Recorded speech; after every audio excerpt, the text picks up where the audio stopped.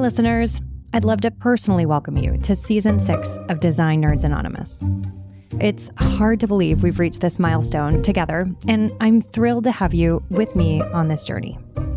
When I first started this podcast, I certainly could never have imagined the incredible community we'd built. And now here we are, officially in the top 5% of all podcasts, not just within our industry. And I have all of you to thank for this achievement. So as I reflect on the creation of these past 6 seasons, I want to tell you that creating and hosting Design Nerds Anonymous has truly been one of the most rewarding parts of my job. It's given me a platform to do what I love most, make connections out of chaos. This podcast has been a way to spark curiosity, challenge norms, and ignite conversations that matter. To everyone who's tuned in, shared an episode, or joined the conversation, I want to thank you. Your support and engagement have been the driving force behind this podcast's success, and I am more excited than ever to continue this journey with you. So with that, I'm going to dive into a little bit of an unconventional approach for this podcast and share with you a bit of a detailed overview about Season 6 and what's to come. Now, this season, we're diving into a topic critical for anyone involved in projects for the built environment: the future of customer decision-making. We've spent the last 6 months immersed in what we called ThinkLab's 2024 Hackathon. It's a comprehensive exploration about how decisions are made in our industry.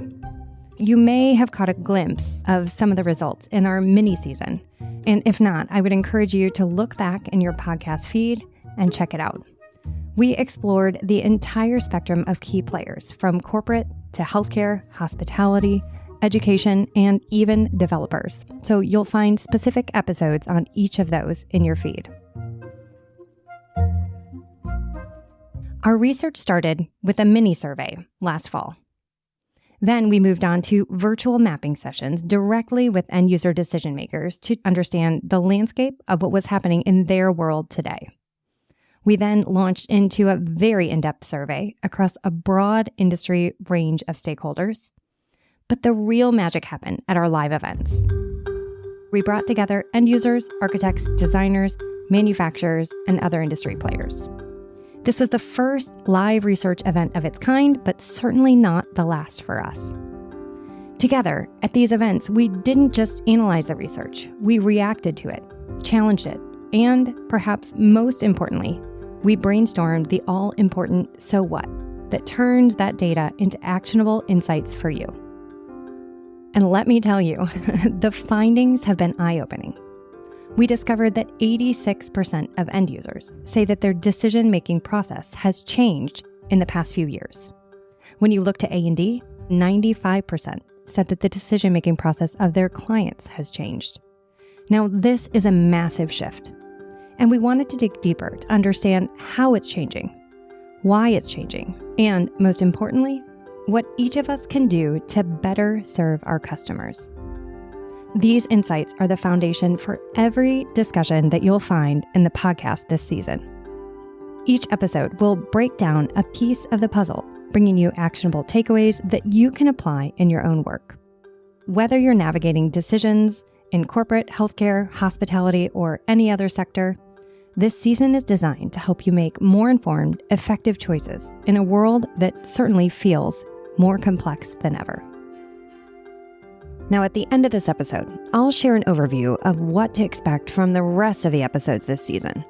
This will be your season roadmap and hopefully get you half as excited as I am about Season 6. But let me tell you what you're in for today. Episode 1, You Are Here. We've titled this one, Bridging the Gap: ThinkLab Data Meets Global B2B Insights. In the world of B2B research, you've likely encountered insights from the likes of McKinsey, Gartner, and Forrester. Their data offers a high-level view, but what we've found is that much of it doesn't fully apply to the complexities of our unique industry. For example, Gartner reported that 75% of B2B buyers prefer a rep-free buying experience. Does that sound right for our industry? You've got it, it's not. In our industry, only 3% of end-user decision makers prefer a rep-free buying experience. That is a staggering difference. Similarly, Gartner suggests that 65% of B2B buyers are millennials and Gen Z. However, ThinkLab research shows that when it comes to end-user decision makers making decisions for complex projects in the built environment, only 31% fall into these generational categories. And then there's a great Forrester stat that says the average B2B decision-making committee has expanded from 2 to as many as 14 people. And while this gets a lot of nods when ThinkLab presents, we wanted to validate it with our own data. And what we found is that for our industry, the average number of decision makers on the typical project has officially doubled in the past 5 years. I share all of this to help give you perspective. I want you to think of ThinkLab as the McKinsey of the built environment, clarifying and translating these broader B2B trends to make them actionable and relevant specific to our industry.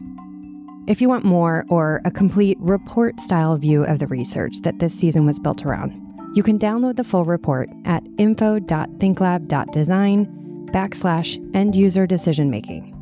We'll be sure to put a link in the show notes as well. And while you're waiting for each episode this season to drop, if you're looking for more from me and ThinkLab, I want to invite you to check out my recent TEDx talk titled "Work is Broken, Gen Z Can Help Us Fix It." This was, without a doubt, the most challenging speaking engagement I have ever tackled. Imagine trying to convey our complex industry's challenges and opportunities in just 12 minutes or less to an audience that doesn't know me or our world at all. But it inspired me a lot to think about how we as an industry should be leading the way out of these loud and uncertain times. The talk isn't just for those in our field. It's for anyone who works, who leads, and who wants to help shape a better future. This season's focus on decision-making in the built environment and my TEDx talk on the future of work share a common thread. They're not just about workplace. They're about the way we work across all sectors, how we approach leadership, communication, and innovation across the board. Whether you're leading a team, making high-stakes decisions, or simply navigating your own daily responsibilities, I'd say all of these insights are directly applicable to you, your projects, and how your company operates. I'll be sure to include the link to the TEDx talk in the show notes, and I'd love to personally invite you to share it if you enjoy it. Throughout that talk, this podcast, and all of the episodes to come this season, let's continue to challenge our assumptions and push for a better future. A better future of work, a better future of our industry, a better future just in general of our world. Now, for this first episode, we wanted to zoom out a bit, ease ourselves in, and talk to someone who's in constant conversations with creatives at different levels of their careers. We'll be right back with more DNA after this short break. If we can realize that we just need to form connections with one another on a real, authentic level, that provides support, that provides nurturing. It also provides safety. When all humans feel that sense of safety, they can bring their gifts to the forefront. That's what our job is. And not just in this industry, but especially in this industry. The reason designers do what they do is to bring their gifts to the world. And if we don't create a space where those designers can bring their gifts to the world, then we're all going to suffer for it. So if Mannington can put more time in their day, support what they're trying to do, educate them, help them, partner with them, all in the service of their customer, their client, the outcome of the space, then, we're really doing a service to the world. And that's how my company goes into the world, is that we are here to serve. That's what our company is about. Mannington Commercial is here to do good. We are here to serve. We take a lot of care in producing, manufacturing in the United States, very high-performing products of all categories. Hi, this is Cindy Kaufman. I'm Vice President of Marketing. Mannington Commercial is always a proud sponsor of Design Nerds Anonymous, my favorite podcast.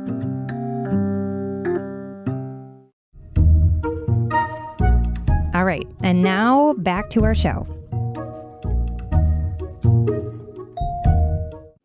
Amy Devers is a designer, educator, and the host of Clever. If that name rings a bell, Clever is one of our sister shows on the Surround Podcast Network. It's a podcast about the creative visionaries who shape our world and culture. So I was curious to see if Amy had heard rumblings of any increased pain, frustration around decision-making, and if her time with Gen Z University art students had led her to any interesting observations. Here's my conversation with Amy. I'm Amy Devers, and I am a podcaster and an educator and a designer. I'm trained as a furniture designer. I have a master's degree in furniture design, but the bulk of my professional career was spent in media, actually hosting television shows in design and architecture, home improvement, design makeover, international high design, architecture, culture, and food. But I had about 15 years in front of the camera, and the way my brain works, I really enjoyed learning the mechanics of storytelling. I like to build things, and so I saw stories as buildable things. From TV, I pivoted into podcasting, and in 2016, I started a podcast called Clever. I like to think of it as a window into the humanity behind the design of the world around us. Each episode is a deep dive, candid portrait with an individual creative from all different disciplines who's shaping the world around us. And my thought is, if we can get to know the person in their own voice, in their own inflection, their own passion, their motivations, we can start to understand the world around us with a lot more of a soulful connection. We're 217 episodes in now, and it is my life's work and my great joy. That's amazing. And outside of the podcast, you teach, is that correct? That's true. I teach furniture design at my alma mater, Rhode Island School of Design, and it is absolutely amazing to be plugged into and tending. I like to think of it as like tending to the greenhouse of creativity. I'm not doing much, but trying to keep the soil fertile and the conditions right for them to sprout their own ideas. It's so awe-inspiring to behold, and I'm so grateful to be part of the community and to be contributing in that way. I'm excited to talk to you here because obviously our world is research and data and facts, but with 217, you said, episodes, obviously you have incredible insights. You've done your own de facto qualitative research about what creatives care about, what they're thinking about, what makes them human behind that. So I'm curious because one of the things that ThinkLab loves to do is really tackle big, hairy industry challenges. I'd love to hear from your perspective. What are the biggest challenges that you think are out there for design, for designers, for this industry and beyond? I mean, challenges are relative, right? But some of the things that I see coming up, equity in the creative pipeline is a big issue. And a part of that goes back to our education system. Part of it goes back to our cultural understanding of what design and creativity is and how it's valuable to adapting as things change more rapidly. As we start to understand more about the value of creativity, the pipeline will expand naturally. But in the meantime, it's up to actual creative thinkers to intentionally expand the pipeline and to figure out how to do that. And I think it's really important because representation needs to be at the creative level. If the creatives are shaping the world around us, then everyone needs to be represented in that class. We'll be right back after this brief message. If you're obsessed with all things architecture and design, you've got to check out the Surround Podcast Network. This is audio producer Hannah Vitti.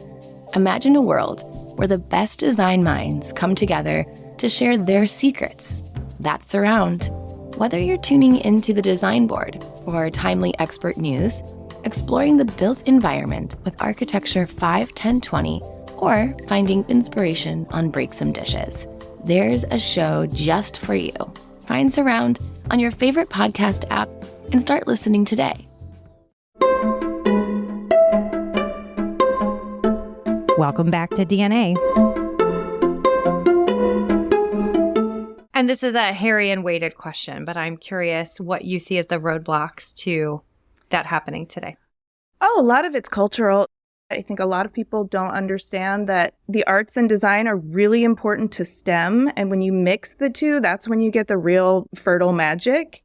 I think there's still myths that need to be deconstructed, like the myth of the starving artist. There's a lot of well-meaning parents who still dissuade their children from pursuing a creative path because they think it's not economically viable. And yet I see firsthand it's the creatives who are able to be resilient in the face of uncertainty and adversity. And I know that creativity is the superpower, is the muscle that needs to be trained and cultivated. Creativity is the thing that's going to allow people to survive and evolve. And it can be strengthened, trained, flexed in everyone. It's not just some people are gifted with it. And yet, as a society, we still tend to relegate it to something that's not quite taken so seriously. And that just baffles me because in my experience, it is the thing that is framing and solving the problems. It's so interesting. You know, I'm a product designer by background. You and I had a conversation earlier about using your powers for good and sustainability. I'm curious because the most sustainable thing is to not keep creating. Yet a lot of the very future forward thinkers, I just got a notification that Daniel Susskind came out with a new book talking about how GDP should not be the way that we measure our future economy because it forces this creator mindset, this consumption mindset that is not always good for that dance that you're talking about. So I'm curious if that resonates with you at all in terms of you run a product design studio, education, you're looking at this design element. How do you see that future unfolding? It's funny that you say that. I don't think it's the creator mindset that's the problem. I think it's the sales mindset. I think it's the very assumption that everyone's creating to sell product needs to be untethered. Interesting.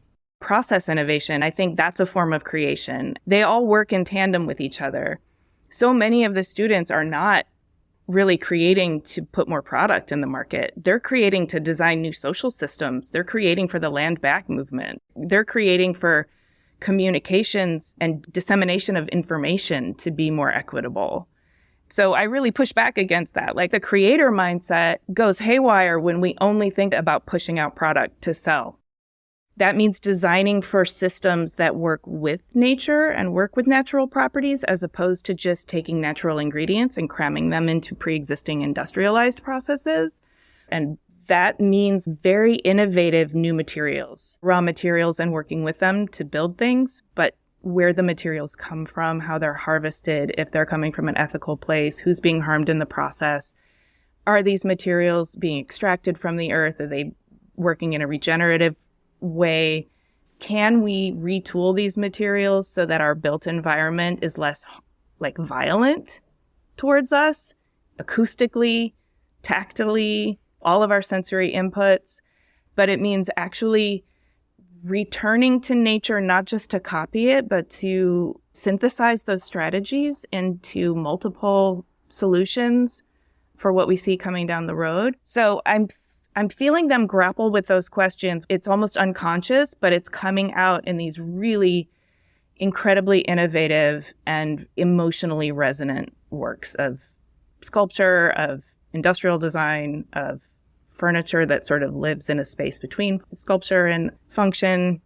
And it's really exciting to see because I can see them processing in real time. And it's part emotional outlet, but also part future proofing. I think that there is an assumption that there is a need and a business case around these things. And there could be a need and a business case, but it might not be around selling product. It might be around creativity to solve some of these process challenges that could be even more impactful to this future dance. So I want to move to talk a little bit about our next season of Design Nerds Anonymous, because I'm really curious about how some of this lands with you and your broad and storied view of the world of design. We've uncovered things like 86% of end users surveyed say that the decision-making process has changed in the past 5 years. 39% said that decisions are taking longer. 42% said there's more people than ever involved in the decision-making process. And in fact, we've estimated that that number has doubled. 30% say they want more data to make decisions. When we dug into that, we really discovered that they have data. However, it's not translated and contextualized and put into ways that they can action that data. So they have what we're calling infobesity. It's just so much data. They can't do anything with it. So to wrap that back just a little bit, we're really looking at this challenge of it's taking longer to make decisions. I'm curious if that sparks anything for you. Just now, I got this really clear visual of a pendulum. And when it has swung as far as it can go in one direction, it starts to slow down and change direction. And I almost feel like that's the moment we're in. Like the universal law is that things that are out of balance seek balance, right? And so that makes me think, well, what's out of balance there? And part of it is maybe we need to slow down building. Maybe we do need more data because we are reconciling with the weight of decisions. And we're also experiencing this existential tension at the point of like, we can't keep going in the method and manner that we have been. So we know something needs to change, but we're still looking for that model of change to emerge for us. So we're actively creating our own change right now. And this is why I think your work is so important, is through contextualizing and translating that data, we get a more granular picture of where we are and maybe how we can adjust the vehicle to the banks in the road that we're experiencing. So what does that mean? What I think it means is we are probably developing a whole new framework for making decisions that isn't so deeply capitalist, based in capitalism. Like, how can we create environments that have a well-being quotient for the end user in that space? If you happen to be in a position where you're making an innovative material, an audacious new material, or interesting new process innovation in terms of supply chain, the way people are really going to be able to get behind it is through storytelling. And of course, you're going to have to demonstrate that and impact will come. But in order to even imagine what it could be or how it could change your decision, you need the storytelling, and then you also need to be able to pass that on to the other people who are the decision makers in that situation so that they can understand how you arrived. I think we're in a really interesting space and time because I do think the very essence of our decisions are changing. You know, frequently the person who's passionate about the work is able to sort of sum up that contagion. But if you're sharing these stories around, distillation starts to become, I think, the more important thing. But how do you distill it down without getting rid of that passion, that kernel of passion that makes it contagious?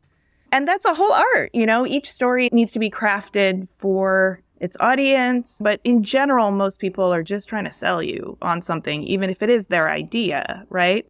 When I think about storytelling, I also think about how the authenticity needs to be so transparent that its integrity isn't in question. I would agree. And I'm smiling to myself over here. Our listeners can't see that, but I'm starting to chuckle just because so many of the word choices that you use get me so excited for what I think is going to be my favorite season. But I kind of say that about every season. People are trying to share with executives that have executive level attention spans. So it's about getting that message more concise and succinct to really empower these designers to tell their story. I want to talk about one other episode and then we'll start to wrap here. One of the other episodes is called The Generation Gap, Rethinking Soft Skills in the Hybrid Workplace. I know you work with students. A lot of our work here at ThinkLab has been around Gen Z. One of the complaints that we have is that they have all these digital skills, but maybe they're lacking the people skills in the real world. And one of the things that I challenge in this episode is that we're all lacking these skills. As we move to this hybrid world, this digital era, a lot of the rules are changing. And add to that, I think whether we're talking about the design industry or beyond, a lot of us that have an amazing skill in a very specific area are often promoted because we're so good at our job. But what made us good at our job sometimes is the opposite of what makes us a great manager. I want to argue that everyone in the world should be looking at soft skills. It's not just a Gen Z thing. It's a everyone thing. And the more we can master those soft skills, again, it's about that power of storytelling. It's about the power of persuasion. It's using your power for good. It all strengthens those. So I'd love to hear what you're hearing in your work. That's interesting. I'm so glad you bring up the idea of soft skills. I taught a class once where I introduced the concept of soft utility, which translates that concept into hard physical product. What kind of soft utility could a table have if it fosters communication, if it fosters community, right? If it brings people together, and can you do that through materials? Can you do that through gesture, through form, through design choices? And these are important things to think about in the creative process of actual physical objects. But at the essence of that assignment was to also think about how you have the power to create community. And what is your value stance on that? Is it important? Do you need to execute on this power? Or do you need to develop this soft skill? One of the things that we really focus on in art school is the idea of how to iterate and take feedback and offer feedback. And it's as important for you to be able to weigh in and share your thoughts and critical insights with your peer group as it is for you to receive any kind of feedback from a professor. That's just one form of feedback, right? So we need to create this really safe culture of vulnerability and feedback. And I think art school does that really well. And so I think our students are a little bit equipped for that piece of it when they go out into the world. But then there are other things that don't get talked about so much. And that's asserting yourself with confidence or seeking out mentorship from people that you might even be intimidated by, but how to do so without repelling them while being really conscious of what's the exchange? How do you make this reciprocal and not just an extractive, hey, can you help me? But what could I bring to this?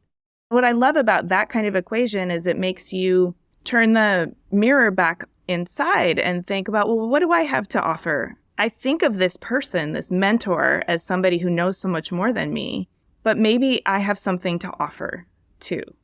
And that's a soft skill, right? Thinking about what you have to offer and contribute to a situation, always being mindful.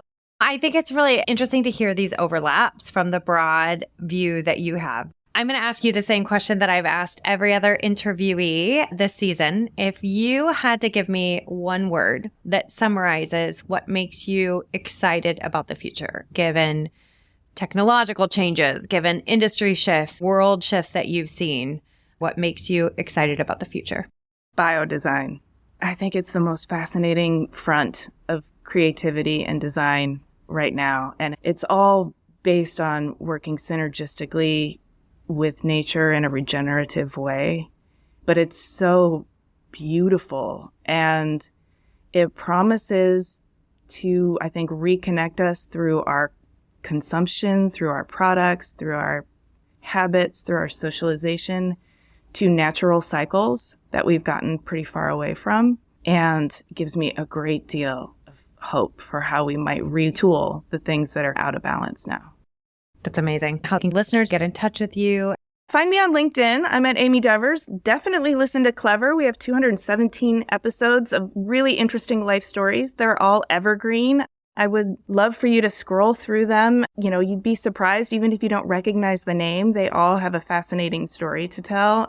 And we get really candid. They feel substantive. It feels like you've made a friend after listening to an episode. And I want them to keep you company, and I want them to help you feel a little more connected in the world and maybe in any sort of creative endeavor. And if you don't identify as creative, maybe it'll help you access that, see it in yourself. Well, fascinating. Thank you so much. It's been so fun. I feel like I've known you on the phone, but it's fun to see your face. It's fun to get on the podcast mic with you. So thank you so much for your time. Thank you for having me. And it's always great to see your face. I hope I get to see it in person soon. I was so grateful to have this time with Amy, where she could share her perspective and her contagious enthusiasm. She helps us think creatively. And I loved her passion for process improvement as vital for success in decision-making across all sectors. So moving forward, each episode this season will be structured on a specific topic or insight that was uncovered in our research. So here's what to expect on Design Nerds Anonymous, Season 6. Buckle up. Next up is Episode 2, titled In Their Words, Decision Maker Insights on Opportunities for the Built Environment. This episode will give you a front row seat to decision makers across a variety of sectors. They'll shed light on how they experience these common pain points, sometimes a little bit differently. But it's not just about identifying challenges. It's really about understanding the nuances that make these challenges unique to each sector. Let's move on to Episode 3, titled Managing Up today's crucial skill you weren't taught, with the number of decision makers on the average project team doubling. Managing up has never been more critical. In fact, this was the most discussed topic at our live events, and for good reason. Today, much of that broadened decision-making team are made up of executives with limited attention spans. This episode equips you with the strategies to capture and retain their focus. Let's move on to episode 4, the number one issue frustrating your clients today. Spoiler alert, pricing and inflation are the top culprits enhancing decision-making anxiety and risk aversion today. So unfortunately, while we didn't solve the inflation piece of the puzzle, this episode will dive into what you do need to know to support your clients better moving forward. We'll reveal the top 2 pieces of data that end users are craving to help with their decision-making, both of which are tied to pricing. So if you're feeling the pressure of cost volatility, we think this episode will help provide clarity and direction of where to go next. Then we'll move on to episode 5, why traditional workplace metrics are obsolete. In an era where 96% of end users demand data to make design decisions, yet 88% of them feel that the data they receive is inadequate. It's clear we're at a crossroads. This episode zeroes in on the workplace sector, where the shift from input-based metrics like people per square foot to output-based metrics like productivity is creating a data dilemma. You'll hear how one company is redefining corporate benchmarks, offering new ways to navigate this evolving landscape. So if you're a company that's struggling with outdated metrics, perhaps this could be your roadmap to the future. Then we'll move on to episode 6, titled Getting to Consensus, a masterclass for all sectors. Again, back to this decision-making committee doubling in size. Reaching consensus has become a Herculean task. This episode will take you inside one company in the hospitality sector that's mastered the art of swift decision-making amidst rapid change. It's a toolkit for anyone managing a project and trying to improve internal processes, packed with insights that every company should hear. These strategies will help you not only reach consensus, but make better, faster decisions. Episode 7, The Future of Work, an entanglement of IT, HR, and design. Now, this dives into an interesting topic that's near and dear to my heart, data. Now, everyone says they want data, but in reality, what we discovered is they have it. In fact, too much of it. The challenge lies in making sense of this data, especially when it's siloed across IT, HR, and design departments. This episode tackles the need to entangle these critical elements, particularly as hybrid work blurs the lines between them. We'll feature a very lively discussion amongst experts in all 3 fields, IT, people, and design, exploring where our collective future is headed. Well, almost last, but definitely not least, we'll move on to episode 8, which is another favorite of mine from this season. It's titled Generation Gap, Rethinking Soft Skills for the Hybrid Workplace. Now, this is something we heard about a lot and has a huge effect on decision-making and navigating team dynamics. We often point fingers at Gen Z for lacking soft skills, but the truth is, in this increasingly hybrid, awkward era, we probably all could use a refresher.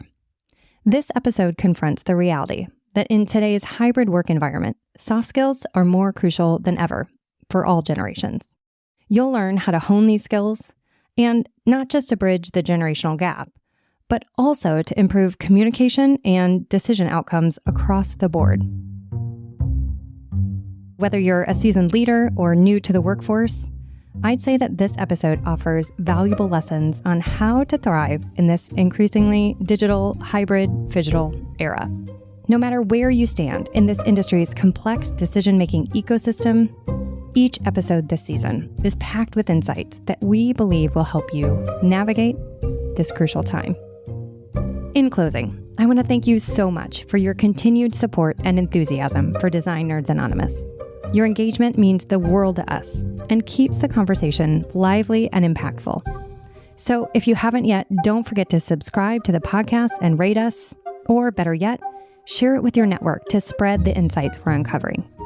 We always welcome your direct feedback. So at any time, feel free to DM me on LinkedIn with your thoughts or suggestions. As we dive into this new season, I'm incredibly excited about the valuable and thought-provoking content we have in store.